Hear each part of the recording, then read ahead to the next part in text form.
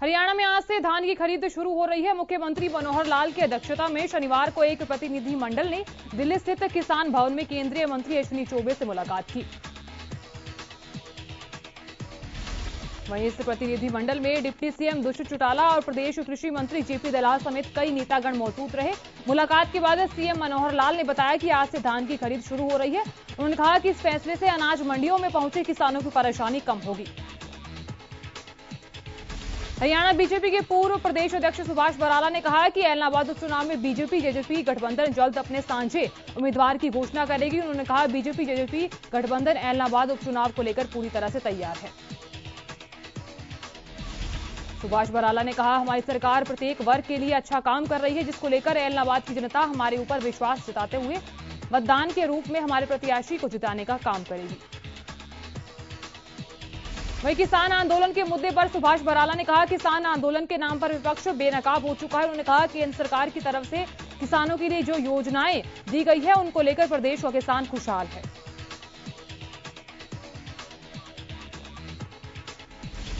सुभाष बराला ने यह भी कहा कि चुनिंदा लोग किसानों की आड़ में सरकार के खिलाफ विरोध प्रदर्शन कर रही है। इस बीच ये भी कहा गया कि किसान पर निशाना कांग्रेस पर निशाना साधते हुए कहा कि कांग्रेस गठबंधन के उम्मीदवार की चिंता करने की बजाय अपने घर में चिंतन मंथन करे। उधर करनाल में शनिवार को किसानों ने बैरिकेडिंग तोड़कर सीएम आवास पर विरोध प्रदर्शन किया। धान की सरकारी खरीद न होने से किसानों में रोष देखने को मिला। किसान आंदोलन पर गृह मंत्री अनिल विज ने ट्वीट कर कहा किसानों का आंदोलन हिंसक होता जा रहा है। उन्होंने कहा गांधी के देश में हिंसक आंदोलन की इजाजत नहीं है।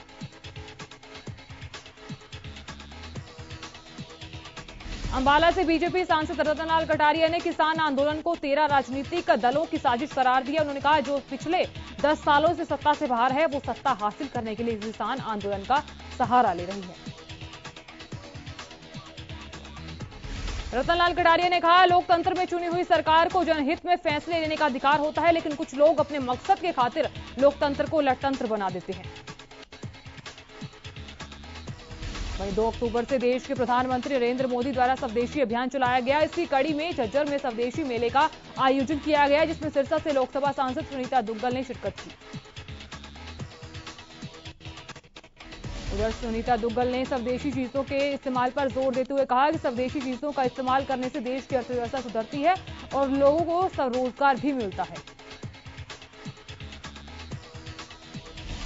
वहीं किसान आंदोलन पर उन्होंने कहा कि हम भी चाहते हैं जल्द से जल्द समाधान निकले, लेकिन कुछ लोग इसमें राजनीतिक खेल खेल रहे हैं, जिसकी वजह से बाधा आ रही है। उधर अंबाला में किसानों ने विधायक असीम गोयल की कोठी के घेराव के दौरान पुलिस द्वारा लगाई गई बैरिकेडिंग उखाड़ दी। इस दौरान एक किसान के पांव पर बैरिकेड गिर गया और उसकी टांग फ्रैक्चर हो गई। घायल किसान को इलाज के लिए पास के अस्पताल में ले जाया गया, जहां डॉक्टरों ने किसान की टांग का ऑपरेशन किए जाने की बात कही। घायल किसान ने बताया कि प्रदर्शन के दौरान उसके पांव पर बैरिकेड गिर गया और उसकी टांग में फ्रैक्चर आ गया।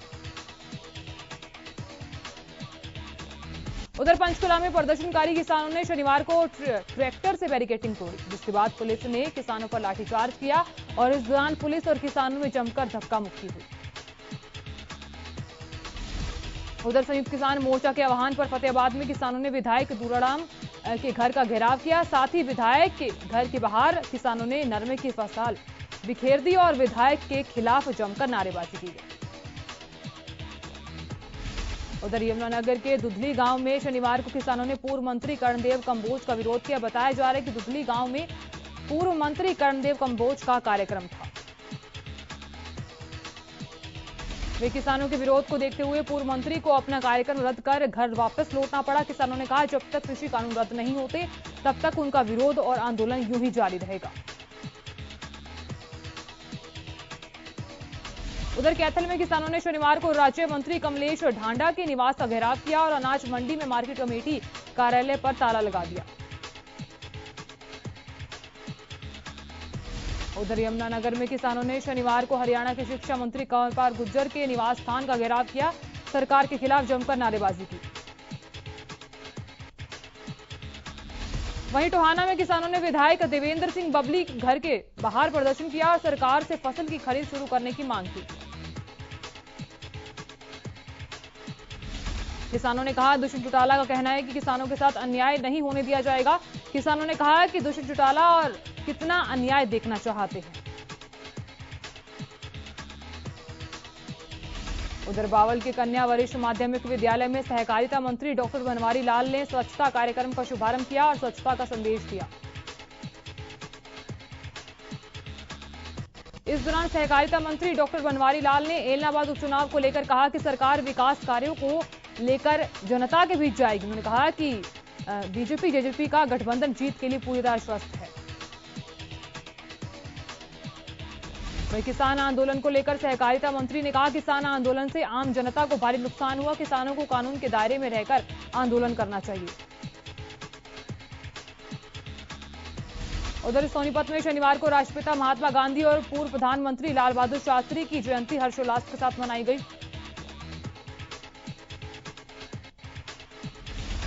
इस दौरान आपको बता दें कि पूर्व कैबिनेट मंत्री और हरियाणा बीजेपी की उपाध्यक्ष कविता जैन और विधायक मोहनलाल बडोली ने महात्मा गांधी की प्रतिमा पर पुष्पांजलि अर्पित की।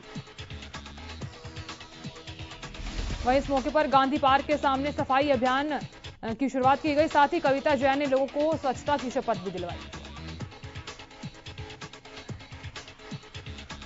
उधर कांग्रेस नेता रणदीप सुरजेवाला ने मनोहर लाल सरकार पर निशाना साधा। उन्होंने कहा खट्टर सरकार ने हरियाणा के लाखों युवाओं की योग्यता और दक्षता पर ग्रहण लगा दिया है। सुरजेवाला ने कहा कि 7 सालों में 30 पेपर लीक हुए। उन्होंने कहा कि सब इंस्पेक्टर पुरुष की भर्ती में बड़ा गड़बड़ झाला किया गया है। 400 पदों के लिए 1,07,000 युवाओं ने परीक्षा दी थी, लेकिन इसको बेच दिया गया। उधर महम नगर पालिका कार्यालय में महात्मा गांधी और लाल बहादुर शास्त्री की जयंती के मौके पर सफाई कर्मी सम्मान समारोह आयोजित किया गया। सम्मान समारोह में बीजेपी के वरिष्ठ नेता शमशेर खड़गड़ा ने शिरकत की और इस दौरान शमशेर खड़गड़ा ने सफाई कर्मियों को फूल मालाएं पहनाकर प्रशंसा पत्र देकर सम्मानित किया।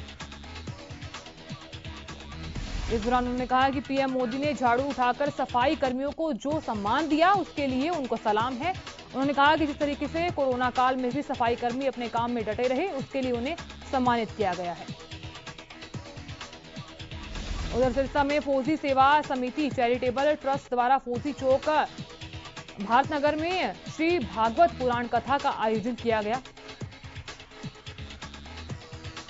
उधर कथा के दूसरे दिन सिरसा विधायक और हरियाणा लोकहित पार्टी के सुप्रीमो गोपाल कांडा के अनुज श्री बाबा ताराजी कुटिया के मुख्य सेवक गोविंद कांडा ने बतौर मुख्य अतिथि शिरकत की। गोविंद कांडा ने कथा आयोजकों को अपनी निजी कोष से 21,000 रुपए की सहयोग राशि भी भेंट की। इस मौके पर श्री बाबा तारा कुटिया के मुख्य सेवक गोविंद कांडा के साथ ही नगर परिषद की चेयरपर्सन रीना सेठी, इंद्रोश गुज्जर, पार्षद प्रतिनिधि सुनील कुमार और अमित सोनी भी मौजूद रहे। इस दौरान कथा व्यास सेवक राम कौशिक महाराज ने विभिन्न प्रसंगों का वृतांत सुनाया। उन्होंने कहा कि जनसेवा में कांडा परिवार का कोई स्थान नहीं है। पंचकुला के श्री माता मनसा देवी शक्तिपीठ में शुरू होने वाले अश्विन नवरात्रों को लेकर हरियाणा विधानसभा के अध्यक्ष ज्ञानचंद गुप्ता ने एक बैठक की। उन्होंने नवरात्र मेले के दौरान लोगों को कोई समस्या न आए इसको लेकर प्रशासनिक और पुलिस अधिकारियों को दिशा निर्देश दिए। इस मौके पर उन्होंने बताया कि इस बार मंदिर में आने वाले श्रद्धालुओं के लिए चारों दिशाओं से पंचकुला रोडवेज की 25 बसें श्रद्धालुओं को लेकर आएंगी।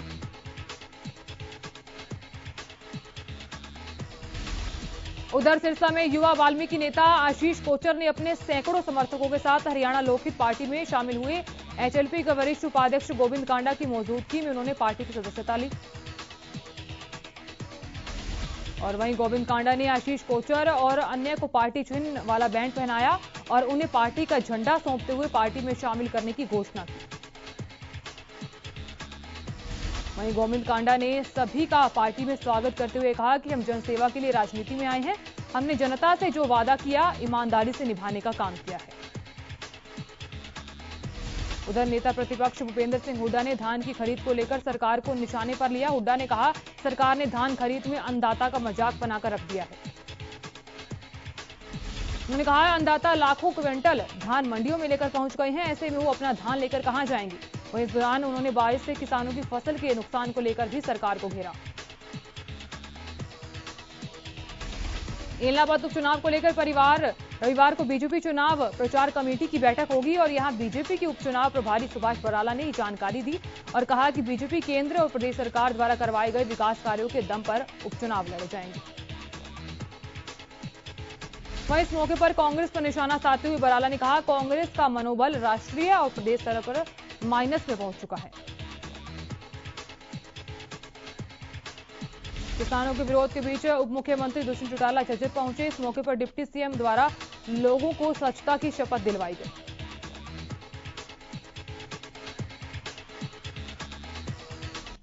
वहीं इसके बाद मीडिया से बातचीत करते हुए इलाहाबाद उपचुनाव को लेकर दुष्यंत चौटाला ने कहा कि हम गठबंधन में चुनाव लड़ेंगे और इसे लेकर बीजेपी और जेजेपी की अलग अलग मीटिंग में चल रही है और ऐसे में इलाहाबाद में गठबंधन की जीत पक्की है। वहीं इस मौके पर फसल खरीद में देरी पर उन्होंने कहा, फसल में नमी के चलते खरीद की तारीख को आगे बढ़ा दिया गया है।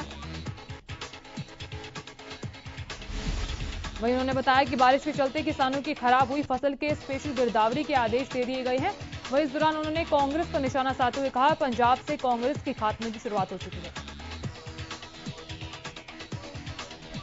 हरियाणा के पुरातत्व और संग्रहालय विभाग के प्रधान सचिव श्री अशोक खेमका ने नूंह और फिरोजपुर जिरका अनाज मंडी का दौरा किया। खेमका ने फसल खरीद को लेकर जरूरी दिशा निर्देश भी दिए। वहीं प्रधान सचिव ने ऑक्शन रजिस्टर को भी चेक किया। खेमका ने ई नेम बिड का भी पूरा विवरण लिया। इसी के साथ ही अशोक खेमका ने कहा कि मेवात की अनाज मंडियों में बिजली पानी की कुछ समस्या है, उनका जल्द समाधान करवाना चाहिए। करनाल में महात्मा गांधी की मूर्ति पर कई राजनीतिक पार्टियों और प्रशासन के अधिकारियों ने पुष्प अर्पित कर उन्हें नमन किया और महात्मा गांधी के साथ भारत के पूर्व प्रधानमंत्री लाल बहादुर शास्त्री को भी याद किया। उधर गोहाना के कुट्ठी गांव में 26 सितंबर की देर रात बिजली विभाग के अधिकारी चोरी पकड़ने के लिए गए थे, लेकिन इस दौरान गांव के कुछ ग्रामीणों ने बिजली विभाग के अधिकारियों का विरोध किया और बिजली विभाग के खिलाफ हुटिंग करते हुए उनकी गाड़ी की तरफ पत्थर फेंक दिए। उधर ग्रामीणों के विरोध को लेकर बिजली विभाग के अधिकारियों ने ग्रामीणों के खिलाफ पुलिस में शिकायत दर्ज करवाई। शिकायत के बाद पुलिस गांव में ग्रामीणों को पकड़ने के लिए गई तो ग्रामीणों ने इसका विरोध कर पुलिस से समय मांगा। वहीं पुलिस की कार्रवाई को लेकर ग्रामीण बिजली विभाग के ऑफिस में पहुंचे और ग्रामीणों पर दर्ज किए मामले वापस लेने की मांग की और ग्रामीणों का आरोप यह है कि उन पर मुकदमे गलत ढंग से दर्ज करवाए गए हैं। उधर मजदूरी दर घटाने को लेकर शनिवार को सिरसा के अनाज मंडी में मजदूरों ने मार्केट कमेटी के बाहर अनिश्चितकालीन धरना दिया। वहीं मजदूरों का कहना है कि सरकार ने प्रति बोरी लेबर 13 रुपए 43 पैसे से घटाकर 12 रुपए 37 पैसे कर दी है, जिसका हम विरोध कर रहे हैं। उन्होंने कहा, पहले ही बढ़ती महंगाई ने हमारी कमर तोड़ दी है, जिसको लेकर सभी मजदूर अनिश्चितकालीन हड़ताल पर उतर आए हैं। उधर पलवल पुलिस ने ज्वेलर्स की दुकान पर हथियार के बल पर लूट करने वाले 2 आरोपियों को गिरफ्तार किया है। दरअसल पुलिस द्वारा एक आरोपी को पहले गिरफ्तार किया जा चुका है। उधर पलवल सीआईए इंचार्ज अशोक कुमार ने बताया कि कैंप थाना पुलिस ने अहरवा गांव निवासी रणजीत को अवैध हथियार सहित गिरफ्तार किया था। पूछताछ में आरोपी ने बताया कि उसने अपने साथी अमित के साथ मिलकर लूट की वारदात को अंजाम दिया था। रणजीत से की गई पूछताछ के आधार पर सीआईए ने आरोपी अमित और विशाल को उनके निवास से काबू किया। फिलहाल पुलिस ने आरोपी अमित और विशाल को कोर्ट में पेश कर 2 दिन के पुलिस रिमांड पर लिया है। उधर सोनीपत के उमेदगढ़ के गांव में एक युवक का पैर फिसलने से वो नदी में गिर गया, जिसे सूचना मिलने के बाद पुलिस प्रशासन और नहर विभाग मौके पर पहुंचे और युवक की तलाश शुरू कर दी। बताया जा रहा है कि उमेदगढ़ गांव का संदीप गौतम अपनी पत्नी के साथ कनाडा जाने से पहले यमुना घाट पर मन्नत को पूरा करने के लिए पहुंचा था। इस दौरान उसका पैर फिसल गया और यमुना नदी में गिर गया। गोहाना के कथूरा गांव का रहने वाला पुलिस का जवान हरिद्वार में बदमाश के साथ मुठभेड़ में शहीद हो गया और शुक्रवार को संदीप की शहादत की जानकारी मिलने के बाद उनके गांव में मातम छा गया। और शुक्रवार रात 9 बजे राजकीय सम्मान के साथ उनका अंतिम संस्कार किया गया। इस दौरान पुलिस अधिकारी, नेता और गांव के लोग मौजूद रहे। परिजनों ने कहा कि उन्हें अपने लाडले की शहादत पर गर्व है। वहीं संदीप की मां ने भगवान से प्रार्थना करते हुए कहा कि हर जन्म में संदीप ही उसका बेटा बने। संदीप के पिता कृष्ण ने सरकार से परिवार के एक सदस्य को नौकरी देने की मांग की है। बताया जा रहा है कि संदीप फरीदाबाद क्राइम ब्रांच में चालक थे। उधर तो शाम के डाडम गांव में पहाड़ पर अवैध खनन की शिकायत मिलने के बाद एनजीटी की टीम पहाड़ का निरीक्षण करने के लिए पहुंची और यहां टीम ने करीब 3 घंटे तक पहाड़ का निरीक्षण किया। इस दौरान ग्रामीणों ने खनन से संबंधित अपनी समस्याएं टीम के सामने रखी और खनन कंपनी पर आरोप लगाते हुए कहा कि उनके खेतों में पानी के लिए नाले रूपी डिस्ट्रीब्यूटरी बनी हुई थी, जिसके खनन कंपनी द्वारा क्षतिग्रस्त कर दिया गया है। इसी के साथ ही इस दौरान गांव के सरपंच रामपाल ने कहा कि पहाड़ पर बाबा मुंगीपा का मंदिर था, जो कंपनी ने तोड़ दिया है और साथ ही पहाड़ की जमीन पंचायती है और जिसका रियलिटी 10% होता है और वो पंचायत को नहीं मिल रहा है। तो किसान मोर्चा के तत्वाधान में किसानों का आंदोलन राष्ट्रीय राजमार्ग संख्या 352 पर लगातार जारी है। रेवाड़ी मार्ग पर गांव गंगायचा स्थित टोल प्लाजा को किसानों ने आज छठे दिन भी टोल फ्री रखा। वहीं बता दें, किसान यहां 27 सितंबर को भारत बंद के दौरान धरना प्रदर्शन करने आई थी, लेकिन उसके बाद टोल फ्री कराने के बाद यहीं पर धरना प्रदर्शन शुरू कर दिया गया। तो किसानों का कहना है कि पिछले 10 महीनों से हरियाणा सरकार एक ही राग अलप रही है। किसानों का एक एक दाना खरीदा जाएगा, लेकिन सरकार का ये वादा झूठा साबित हुआ है। वहीं किसानों का कहना है कि जब तक उनकी मांगे नहीं मानी जाती है, तब तक टोल को फ्री रखा जाएगा। वहीं टोहाना से कानूनी सलाहकार राज वर्मा ने टोहाना के मौजूदा तहसीलदार पर 20 बराड़ा के थंबड़ गांव में देर रात पशु चोरी करते हुए 3 युवकों को पकड़ लिया गया। बताया जा रहा है कि बराड़ा से लगते गांव में लगातार पशु चोरी के मामले सामने आ रहे थे। उधर ग्रामीणों ने तीनों युवकों को पुलिस के हवाले कर दिया है। बताया जा रहा है कि पुलिस पूछताछ में तीनों आरोपियों से चोरी की दूसरी वारदातों का खुलासा होने की संभावना है। उधर अंबाला की मुस्लिम कॉलोनी में खुड्डा कला निवासी अकबर अली अपने परिवार के साथ हाथ में पेट्रोल की बोतल लेकर मस्जिद के ऊपर चढ़ गया और आत्महत्या की धमकी देने लगा। दरअसल अकबर ने बताया कि उसने कुछ लोगों को पैसे उधार दिए हुए थे और पैसे वापसी के नाम पर लोग टाल मटोल कर रहे थे, जिसको परेशान होकर उसने अपने परिवार के साथ आत्महत्या करने का फैसला किया। उधर सिरसा सीआईए और कालावली सीआईए पुलिस ने बैंक में चोरी करने वाले चोरों को काबू किया। यहां चोरों पर लाखों रुपए की चोरी करने का आरोप था। उधर सोनीपत से सोशल मीडिया पर एक वीडियो लगातार वायरल हो रहा है, जिसमें एक युवक खून से लथपथ दिखाई दे रहा है। वह युवक आंदोलन में शामिल किसानों पर उसके साथ मारपीट करने का आरोप लगा रहा है। युवक का कहना है कि उसके ऊपर आंदोलन में शामिल किसानों ने तेज धार हथियार से हमला किया। वहीं इस पूरे मामले में कुंडली थाना पुलिस जांच कर रही है। उधर रोहतक में निर्माणाधीन 4 मंजिला इमारत से गिरने से 2 मजदूरों की मौत हो गई। घटना की सूचना मिलने पर पुलिस मौके पर पहुंची और शवों को कब्जे में लेकर पोस्टमार्टम के लिए रोहतक पीजीआई भिजवा दिया। उधर कुरुक्षेत्र के गांव की रहने वाली युवती की नौकरी का झांसा देकर 5 युवकों ने बलात्कार की घटना को अंजाम दिया है। और वहीं पीड़ित युवती ने बताया, फेसबुक पर उसकी दोस्ती एक युवक के साथ हुई थी। युवक ने नौकरी का झांसा देकर उसे करनाल बुलाया था, जहां एक होटल में ले जाकर उसके साथ 5 युवकों ने बलात्कार की घटना को अंजाम दिया। वहीं इस मामले में पीड़ित महिला का आरोप यह है कि घटना की शिकायत करनाल के महिला थाना में दी गई, लेकिन अभी तक कोई कार्रवाई नहीं की गई है। उधर पीड़ित महिला के परिजनों का कहना है कि उन पर पुलिस द्वारा समझौते का दबाव बनाया जा रहा है और पीड़ित परिवार ने कुरुक्षेत्र पुलिस अधीक्षक हिमांशु से मिलकर उचित कार्रवाई करने की मांग की है। उधर सिरसा की CIA central bank of India की शाखा से हुई लाखों रुपए की चोरी की दोनों वारदातों को सुलझा लिया गया है। बता दें कि पुलिस ने बैंकों में चोरी करने वाले एक बड़े गिरोह का पर्दाफाश किया है। उधर कोहाना के खंदराई गांव में एक महिला ने संदिग्ध हालत में अपने घर में फांसी लगा ली। मृतक महिला के परिवार वालों ने महिला के पति और सास ससुर पर हत्या का आरोप लगाया। वहीं परिजनों का कहना था कि शादी के बाद से ही महिला को उसके ससुराल वाले परेशान करते थे और महिला के साथ मारपीट भी करते थे, जिसके बाद महिला के परिवारजनों ने ससुराल वालों के खिलाफ पुलिस में मामला दर्ज करवाया है। उधर ऐलनाबाद शहर के वार्ड नंबर 6 में शुक्रवार को आपसी रंजिश के चलते 3 बाइक सवार युवकों ने एक विवाहिता महिला पर एसिड फेंक दिया। इस वारदात में घायल महिला को तुरंत नागरिक अस्पताल में ले जाया गया है। मामले के अनुसार महिला अपने ससुराल से आई थी और वह अपनी बहन के साथ रेलवे स्टेशन पर ट्रेन से उतरकर अपने मायके जा रही थी। रास्ते में बिजली घर के पास पीछे से बाइक पर सवार होकर 3 युवकों ने उसके ऊपर एसिड अटैक कर दिया और वहीं यमुनानगर में एक 35 वर्षीय युवक की खून से लथपथ लाश मिलने से सनसनी फैल गई है। दरअसल मृतक यमुनानगर के नवाजपुर का रहने वाला है, जो पिछले 2 दिन से लापता था।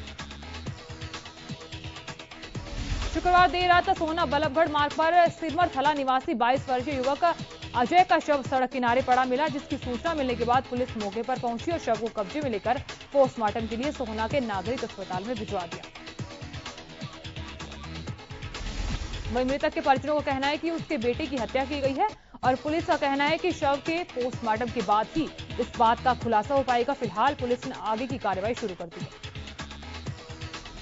उधर महम में हिसार दिल्ली मार्ग पर गैस सिलेंडरों से भरे ट्रैक्टर में ब्रेजा कार ने पीछे से टक्कर मार दी। कार सवार 3 युवक गंभीर रूप से घायल हो गए। उधर घायलों को तुरंत राहगीरों ने उपचार के लिए रोहतक पीजीआई भेज दिया। सबसे बड़ी बात यह रही कि गैस सिलेंडर से भरे हुए ट्राली में कोई सिलेंडर नहीं फटा, जिससे एक बड़ा हादसा होने से बच गया।